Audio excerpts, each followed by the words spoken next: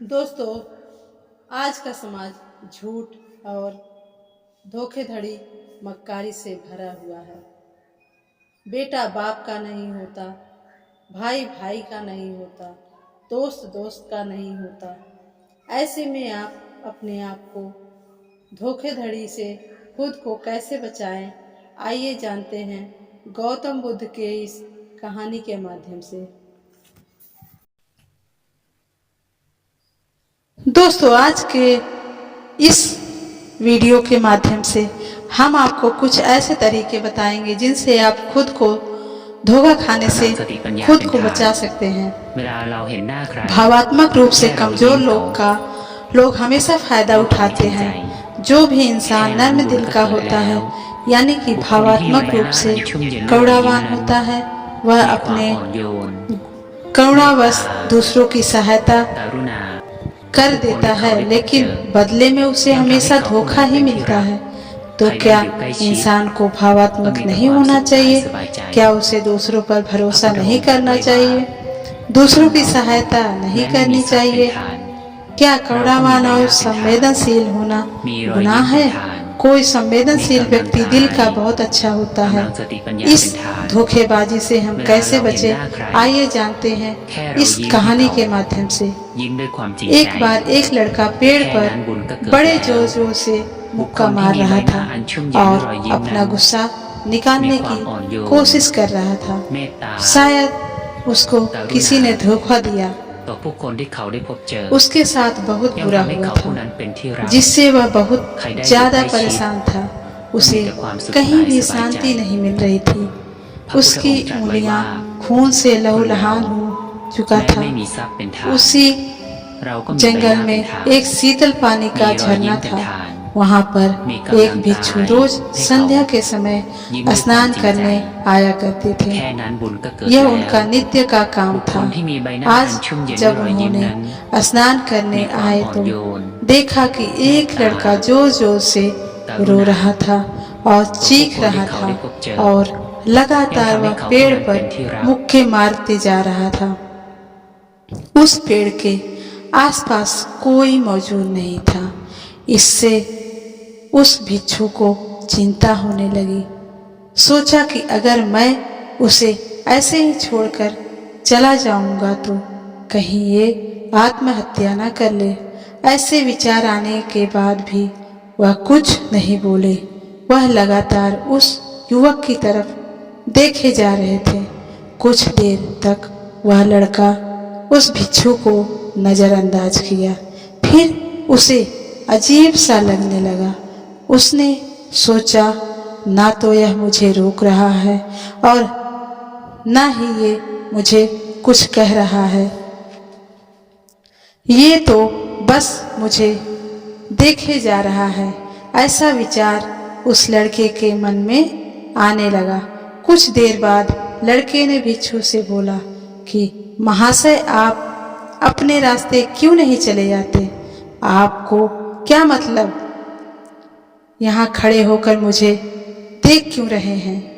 भिक्षु शांत स्वभाव से बोले, तुम्हें कुछ कह नहीं रहा हूँ, मैं तुम्हें बस देख रहा हूँ। क्या परेशानी है तुम्हें?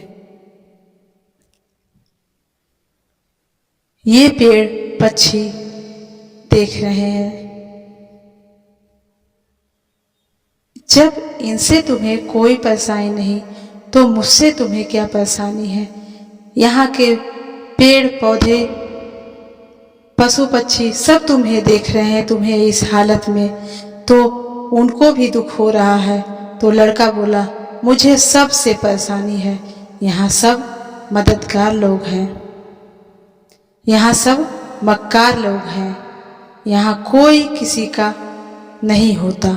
इस दुनिया में यह कहकर वह फूट फूट कर रोने लगा और रोता ही जा रहा था और भिक्षु उसे देखे जा रहे थे और उसे चुप कराने की कोशिश भी नहीं कर रहे थे।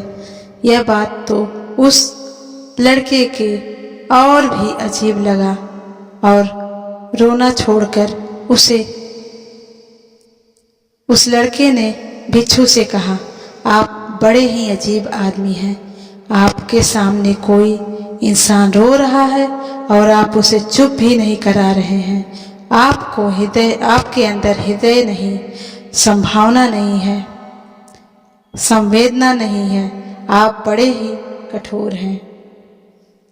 आप बड़े ही अजीब हैं और कठोर हृदय वाले साधु हैं। और ऐसे ही जली कटी बातें वह युवक साधु को सुनाने लगा। कुछ देर बाद युवक की सारी भड़ास निकल गई। तब भिक्षु ने बड़े ही शांत स्वभाव में कहा कि आज मैं तुम्हें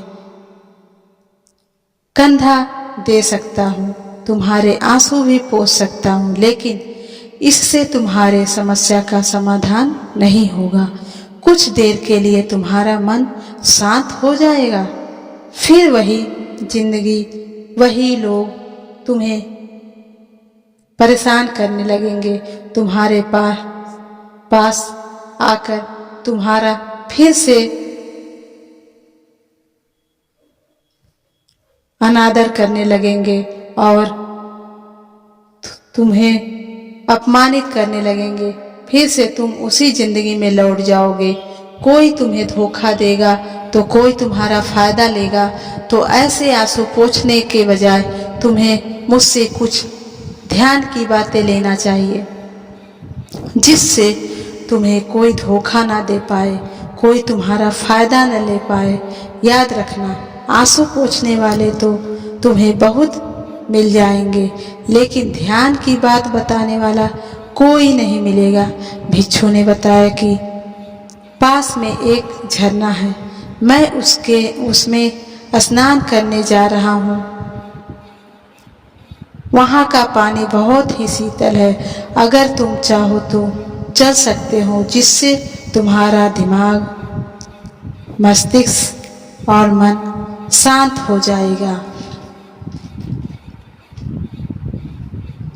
यह सुनकर वह लड़का भिक्षु के पीछे पीछे चल पड़ा।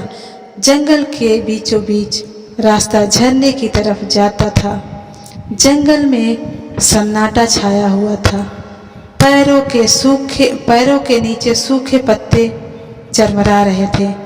चरमराने की आवाज भी आ रही थी। आज पूर्णिमा की रात थी और आसमान अपनी उजली रोशनी उस जंगल में फेंक रहा था। उस रोशनी में दोनों उस झरने की तरफ बढ़ते चले जा रहे थे।